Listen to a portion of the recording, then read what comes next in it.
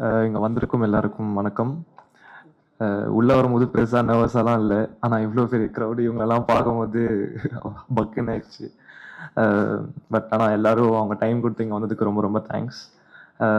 So நான் வந்து இந்த படம் ஃபுல்லாக நிறைய பேர் சப்போர்ட் பண்ணியிருக்காங்க. ஸோ நான் எல்லாருக்கும் நன்றி சொல்ல கடமைப்பட்டிருக்கேன். ஸோ அந்த அந்த லிஸ்ட்டில் ஃபர்ஸ்ட் வர்றது வந்து ஸ்ரேயஸ் அண்ணா.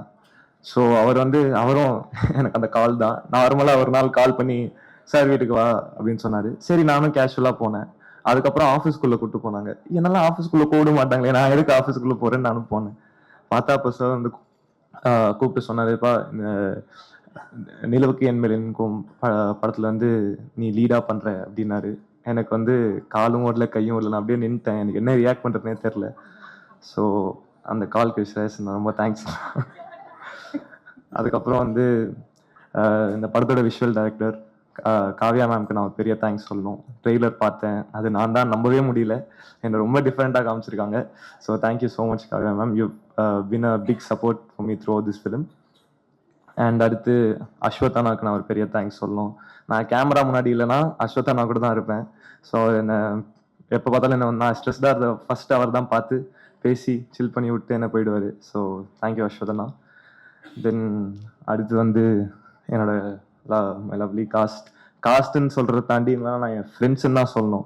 ஃப்ரெண்ட்ஸுக்கு வந்து நான் தேங்க்யூ சாரிலாம் யாரும் சொல்ல மாட்டாங்கன்னு நினைக்கிறேன். But very very grateful for them and very happy that we're all part of this very big project.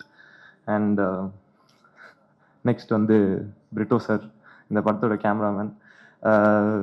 So வந்து நான் ஒரு சீன் ஸ்டார்ட் பண்ணும்போது நடிக்கிறப்போ ஒரு இடத்துல ஸ்டார்ட் பண்ணால் வேறு இடத்துல முடிப்பேன். அது பொசிஷனே இருக்காது, அது பொசிஷனாகவே இருக்காது. பட் நான் அதுக்கு ஏற்ற மாதிரி கேமராலாம் அட்ஜஸ்ட் பண்ணி என்னை நிறைய வாட்டி காப்பாற்றி விட்டுருக்காரு. ஸோ அதுக்கு ரொம்ப ரொம்ப தேங்க்ஸ் சார். அண்ட் இந்த படத்தோட மியூசிக் டைரக்டர் ஜிவி சார். அவர் பாட் நான் சின்ன வயசுலேருந்து கேட்டுக்கிட்டே இருக்கேன்.